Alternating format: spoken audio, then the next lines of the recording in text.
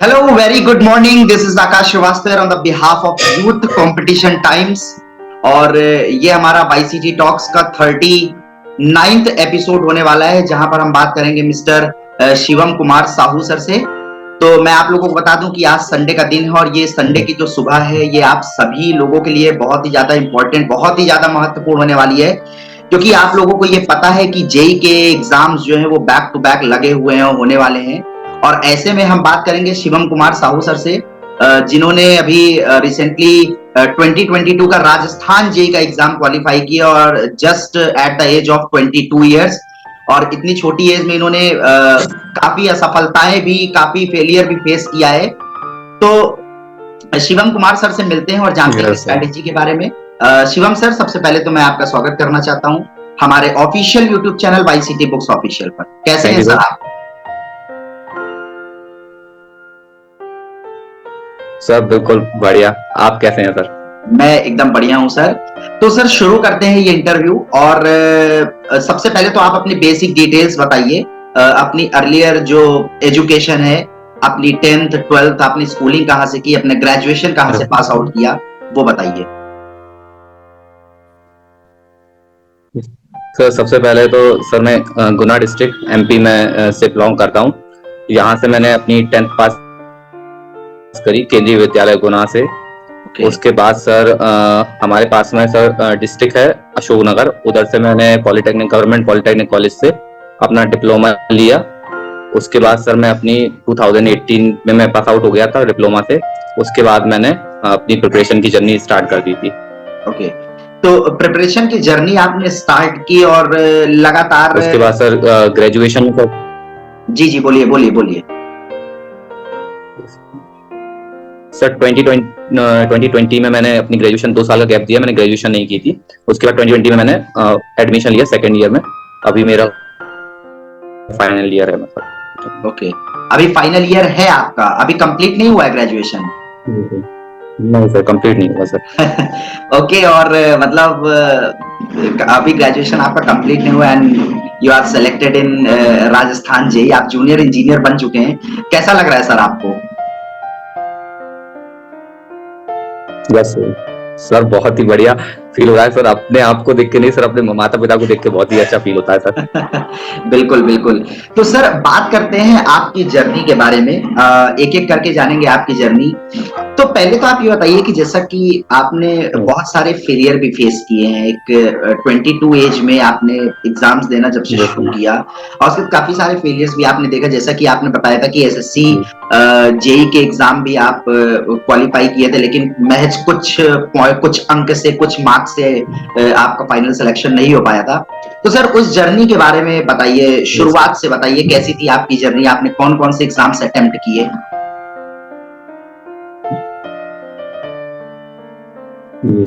सबसे पहले सर 2018 में हमारा डिप्लोमा कंप्लीट हो गया था। तो प्राइवेट सेक्टर में तो कहीं ना कहीं जाना ही नहीं था, और माँ पापा की भी इच्छा थी कि गवर्नमेंट सेक्टर में जाए हमारा लड़का। तो उस वजह से हम तैयारी में कोचिंग के लिए मतलब निकल गए इंदौर के लिए। ठीक है सर, तो 5 to 6 मंथ सर, मतलब पूरी कोचिंग भी नहीं की थी, 5 to 6 मंथ सीधी बस कोचिंग। उसके बाद थोड़ा कंडीशन इनबैलेंस होने के कारण वापस घर आना पड़ा था। ओके, तो सर 2018 में हमने SSC जेई का फॉर्म भरा, और उसके बाद 1 साल लगातार प्रिपरेशन भी की, अच्छे से बढ़िया प्रिपरेशन की। उसी बीच RRB जेई आ गया, तो थोड़ी सी प्रिपरेशन डिले हो गई थी। तो RRB जेई का प्रीलिम्स क्वालिफाई हो गया था मेरा, और जो मतलब उस टाइम पे मेरा टेक्निकल इतना अच्छा स्ट्रांग नहीं था, तो मैं मेंस तो उसका RRB जेई का क्वालिफाई नहीं कर पाया था। बट कहीं ना कहीं SSC दिमाग में था शुरू से ही, तो SSC की प्रिपरेशन कर रहे थे 2018 की, और फॉर्म भी भर दिया था। जैसे ही एग्जाम आया 2019 में होना थी जो एग्जाम, उसके बाद पता चलती है कि आपका फॉर्म रिजेक्ट हो गया है किसी कारणवश। तो एक सर पहला झटका वहां पे लगा, बहुत बेहतरीन वाला।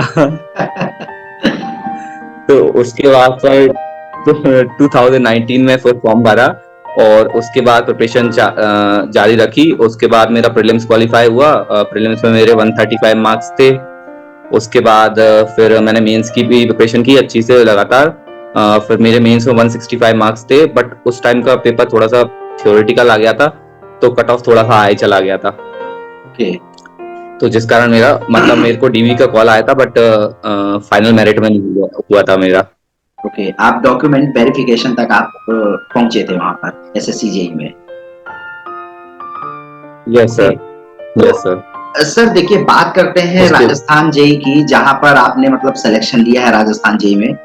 तो ये राजस्थान जेई के सिलेबस के बारे में बात करते हैं। मैं यहाँ पर एक क्वेश्चन ऐड ये करूंगा कि जैसे क्या जो इंटरव्यू जितने भी एस्पिरेंट्स हैं वो Yes, sir. जुड़े हैं और वो आपको देख रहे हैं, सुन रहे हैं, तो क्या ये जो एसएससी जेई का एग्जामिनेशन जो पैटर्न होता है Yes. और ये जो राजस्थान जेई का एग्जामिनेशन पैटर्न होता है, ये क्या मतलब बहुत ही स्लाइटली डिफरेंट इसमें डिफरेंस रहता है कि काफी ज्यादा डिफरेंस रहता है? सर टेक्निकल तो ऑलमोस्ट आपको हर एग्जाम में, जेई के एग्जाम में, एसएससी का अगर आपने कवर कर लिया तो सारे जेई एग्जाम्स का टेक्निकल कवर हो जाएगा। Okay. But sir JE exam में क्या रहता है, नॉन टेक्निकल का भी उतना ही वेटेज रहता है जितना कि टेक्निकल का रहता है, लगभग सारे एग्जाम्स में। ओके। तो एसएससी जेई तो सेंट्रल लेवल का एग्जाम है, तो उसमें जो है जीके वगैरह आती है, जो मतलब कि हिस्ट्री, पॉलिटी, ज्योग्राफी और रीजनिंग वगैरह ये आती है। जीएस पार्ट जो बट राजस्थान जेई में ऐसा नहीं है, उधर आपको उसकी स्पेसिफिक जीके पढ़ना पड़ेगा। हाँ सर, तो राजस्थान का आपको स्पेसिफिक उसका जीके पढ़ना पड़ेगा। ओके। तो उसमें मतलब सिर्फ राजस्थान की ही मतलब करंट अफेयर्स वगैरह वो अलग रहता है, बाकी से जी जी। तो राजस्थान के ही करंट अफेयर्स उसमें पूछे जाते होंगे, जैसे कि यहाँ यूपी के कोई एग्जाम होते हैं जिसमें पर्टिकुलर यूपी के करंट अफेयर्स पूछे जाते हैं, वैसे उसमें राजस्थान के करंट अफेयर्स वगैरह पूछे जाते होंगे। हाँ सर, तो उसमें सब पूरा राजस्थान का जीके था, राजस्थान की हिस्ट्री, राजस्थान की ज्योग्राफी और राजस्थान का जो भी पॉलिटी है, वो सब पूरा राजस्थान का था। ओके। से स्पेसिफिक। ओके। तो सर ये बताइए कि इसका एग्जामिनेशन पैटर्न कैसा होता है, मतलब प्रीलिम्स होता होगा, फिर मेंस होता होगा, जैसे एसएससी जे में होता है वैसे ही होता है कि थोड़ा डिफरेंट होता है इसमें? नहीं सर, उसमें सर ज्यादातर जेई एग्जाम में सर एक ही एग्जाम होता है, प्रीलिम्स। सिर्फ एसएससी जेई ऐसा एग्जाम है जिसमें प्रीलिम्स और मेंस दोनों होते हैं। इसमें जो सर प्रीलिम्स हुआ था उसमें 80 मार्क्स का जो था ना, वो था अपना टेक्निकल, और 40 मार्क्स का जो था ना सर, वो था अपना नॉन टेक्निकल, जो कि राजस्थान जीके थी। ओके। सिर्फ जीके, मतलब उसमें टेक्निकल वगैरह, वो सॉरी, रीजनिंग, मैथमेटिक्स ये सब नहीं थी उसमें? नो सर, वो उसमें जीके थी जो कि बहुत ही शानदार वाली थी। तो सर मतलब राजस्थान में जैसे कि करंट अफेयर्स वगैरह और जो राजस्थान की हिस्ट्री, पॉलिटी, जो ज्योग्राफी वगैरह पूछी जाती है, तो उसकी तैयारी आपने कैसे की थी? हाँ सर, मैं यूट्यूब से पढ़ा हूँ सर। मैंने टेक्निकल भी, मेरा मतलब मैं क्वेश्चन प्रैक्टिस भी जो था वो यूट्यूब से ही कवर करता था। यूट्यूब पे जो टीचर्स हैं उनका धन्यवाद करना चाहूंगा, क्योंकि उन्होंने बहुत हेल्प की है। ओके।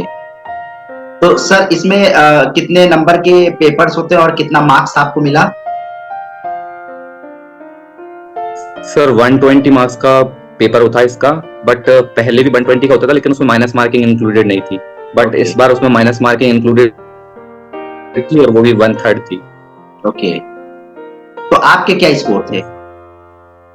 सर मेरा 81 था। 81। ओके।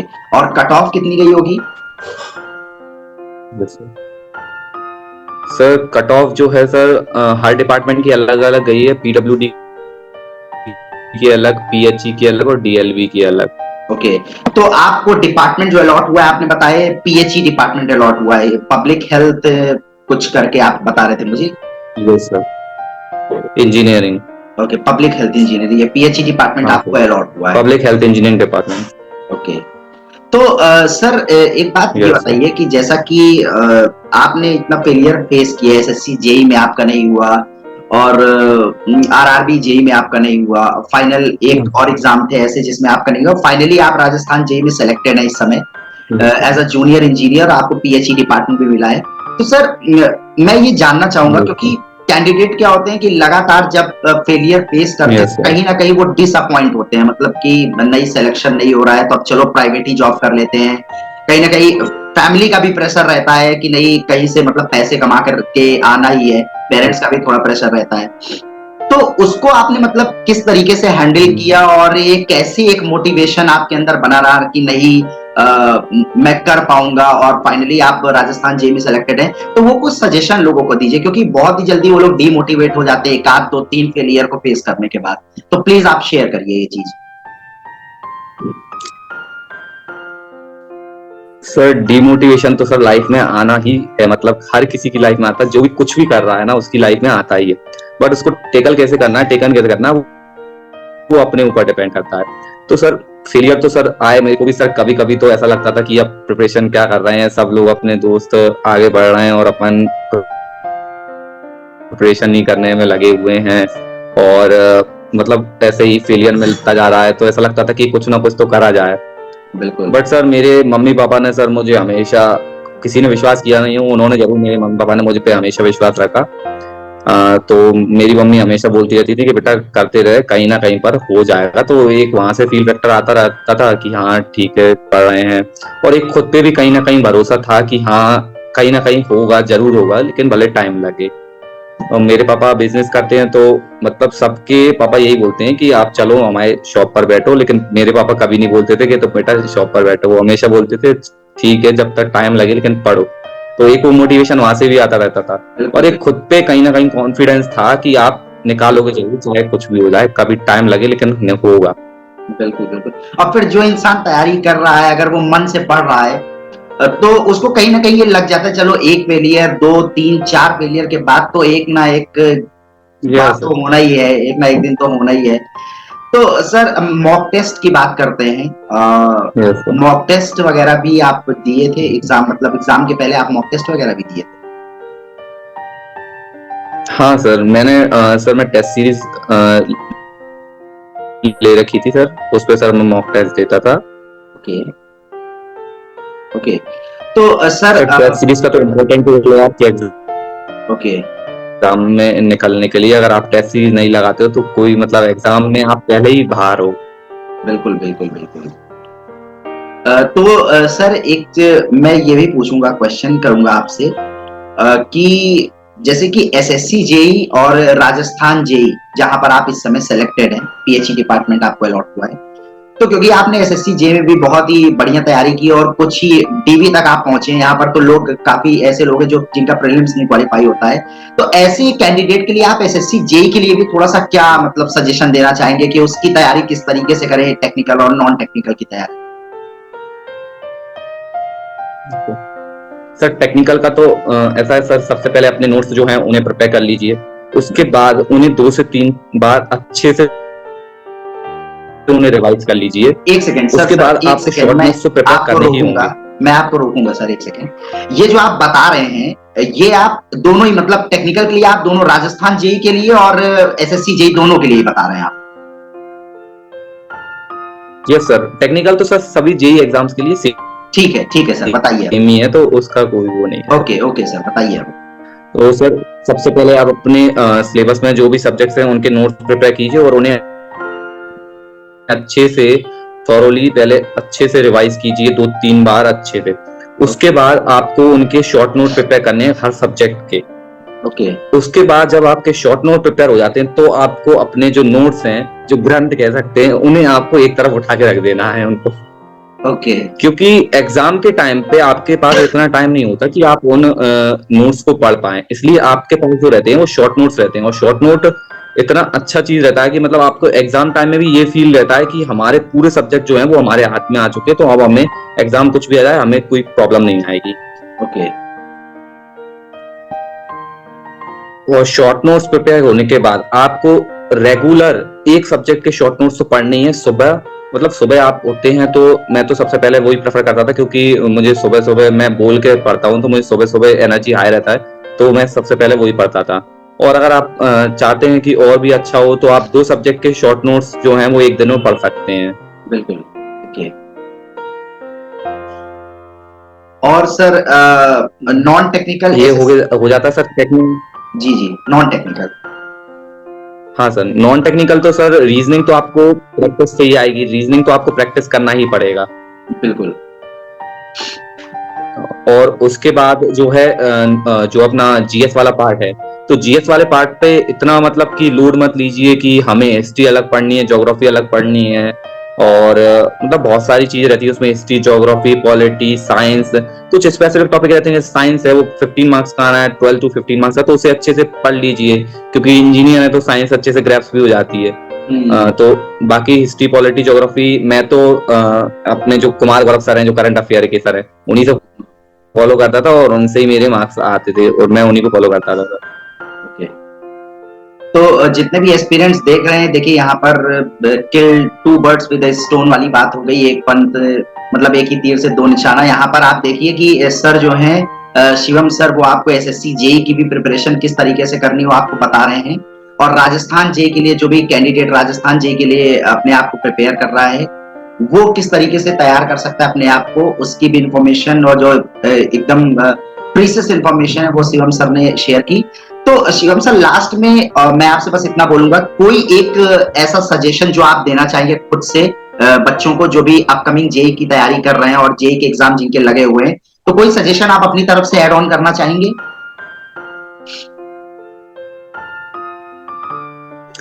सर मैं यही बोलना चाहूंगा, सबसे ज्यादा जो प्रॉब्लम आती है बच्चों को वो आती है टेक्निकल्स में।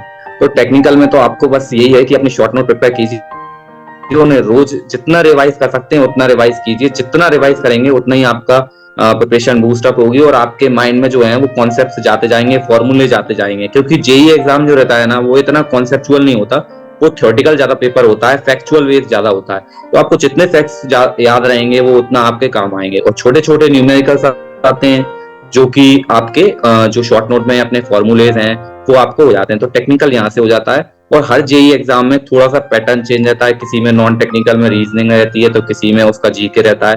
तो आप ऐसे नॉन टेक्निकल का थोड़ा थोड़ा देख सकते हैं।